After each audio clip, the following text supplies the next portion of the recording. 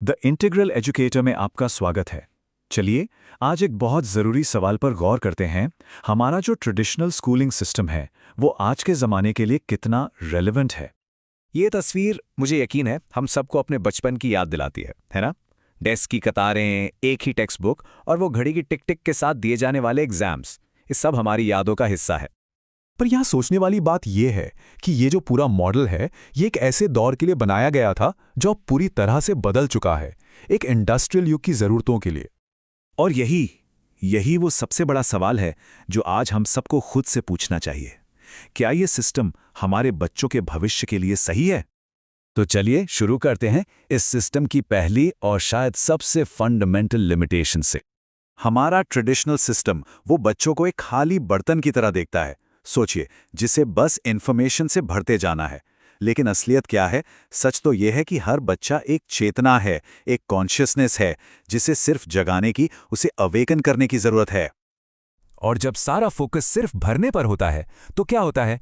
बच्चे की अपनी क्यूरियोसिटी, उसके अंदर के मोटिवेशंस, उसके अपने सवाल, ये सब कहीं दब जाते हैं और सीखना एक मैकेनिकल प्रोसेस बन जाता है, कोई मीनिंगफुल एक्सपीरियंस नहीं।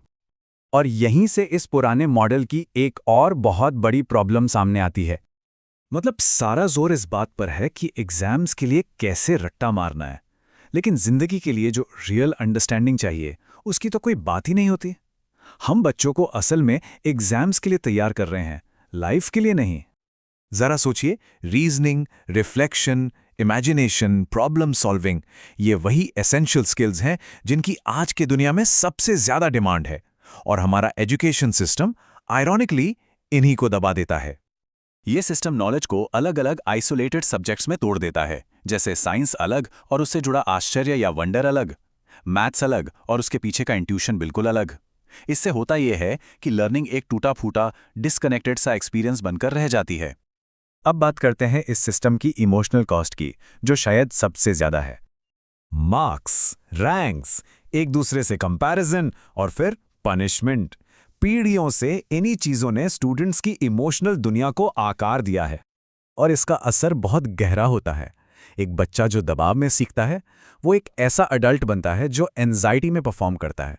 वो अडल्ट नहीं बन पाता जो खुशी से, जॉय से कुछ क्रिएट करे। तो ये जो डर पर आधारित सिस्टम है ना, ये इंसान की क्रिएटिविटी और सेल्फ मास्टरी को जड़ से खत्म कर देता है। तो इतनी सारी बातों के बाद आखिर इस पूरे मॉडल की सबसे बड़ी, सबसे कोर प्रॉब्लम है क्या? और यही है इस पूरी समस्या की जड़। सारा फोकस इस बात पर है कि बच्चे को क्या करना है, उससे क्या करवाना है। इस पर ध्यान ही नहीं है कि वो बच्चा क्या बन रहा है। ये एजुकेशन के पूरे पर्पस की ही एक फंडामेंटल मिसअंडरस्टैंडिंग है।